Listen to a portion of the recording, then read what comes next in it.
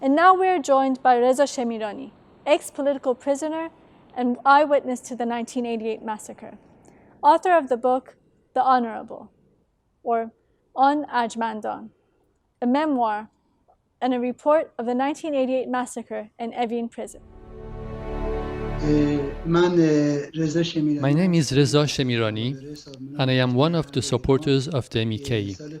I joined MEK in 1979, and I was arrested in 1981 and subsequently sentenced to 10 years imprisonment in a 2-minute-long trial without having a lawyer.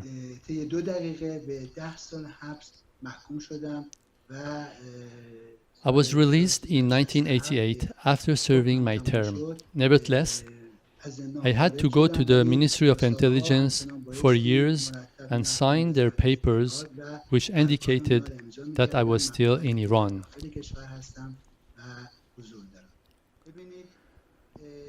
The point is that Lajevardi, the chief of the prison, used to say since 1981 that if I find the opportunity, I will throw a grenade in each room and kill all of you. In 1982, he told the same thing when he had come to the Ward 4 of Rezed Hesar prison where I was imprisoned. There was a lot of indications during 1987 which showed that the regime was planning a massacre and the prisoners had concluded this. Back then, there are not even a word of the operation of the NLA, such as Furugh. I will give you some example which I was witness of. In summer 1984, I was taken under interrogation because of the prisoners had organized themselves. The Branch 13 was a combination of the prosecution and the Ministry of Intelligence. Before torturing me, the interrogator intended to allure me to get information. So he told me, "We have plans for the prison. If you cooperate with me, I will help you survive the plan." Masoud Moghbeli, one of the supporters of the MEK, was taken to Tawhid prison at the same time. They had given him Radio Mujahid and told him, "Listen to it and tell about it to your friends, because you are not going to live much longer anyway."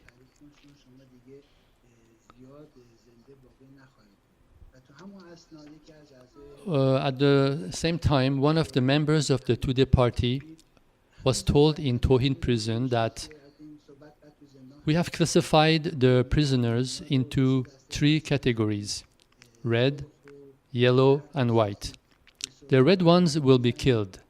The yellow ones will come to our side, or we will kill them, and they will become white. And the white ones, we will release them. In the winter of 1988, there was a raid at 11 o'clock p.m. on Ward 125, where I used to be kept before interrogation. They had taken some of the prisoners, including Qasem and Mohammad Reza Karim, to the Ward 209. They were under interrogations for 3 days, and they were full of threats that you will not live for much longer.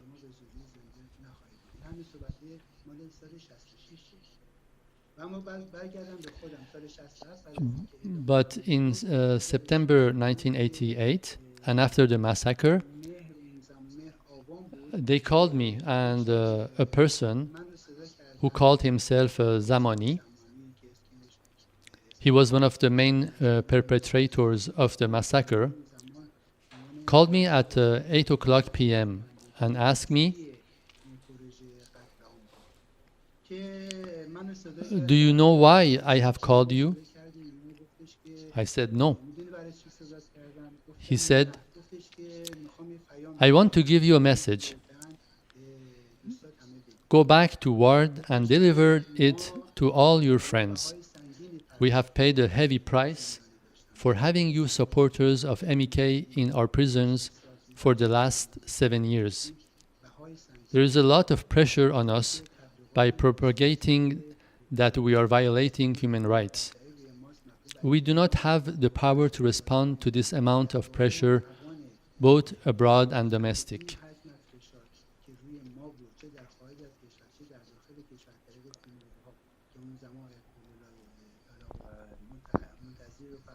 At that time, the families had gone to Ayatollah Montazeri, who sent Mr. Nasserian, his representative, to control the prisons. The regime was under pressure. He said, "We executed all the prisoners to get rid of this pressure. Now we will release you all, but tell this to your friends, that we do not want prisoners anymore, and we do not want them to come back in the prison again. If we arrest you, we will execute them right away, and if somebody asks about them, we will say that they are marching in Ashraf."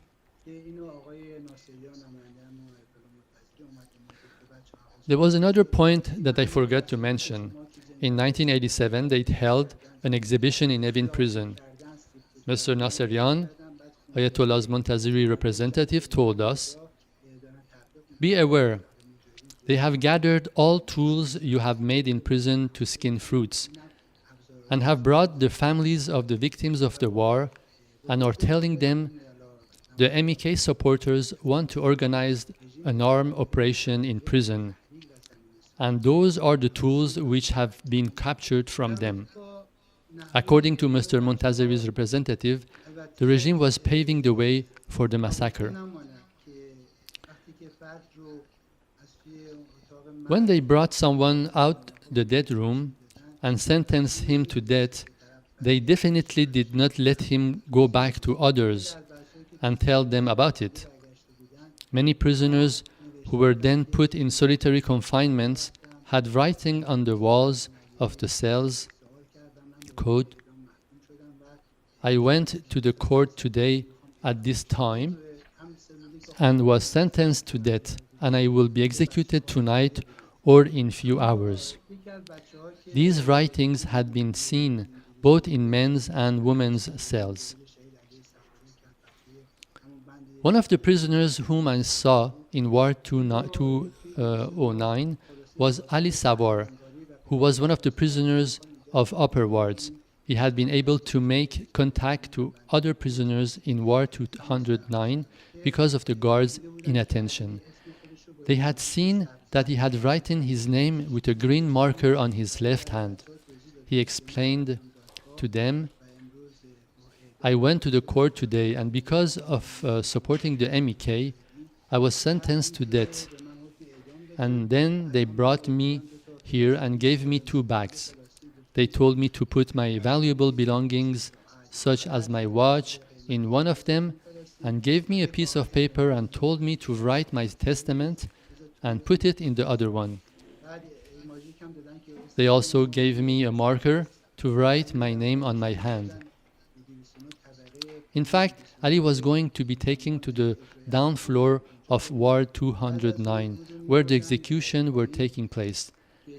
I remember well that they tortured us in the same place in 1981, but in 1988, it was being used for the executions. At the time, some ordinary prisoner and Afghan prisoners whom we saw there told us that every night some prisoners were being executed there, and the next morning they took some sacks full of sandals which belongs to the executed prisoners.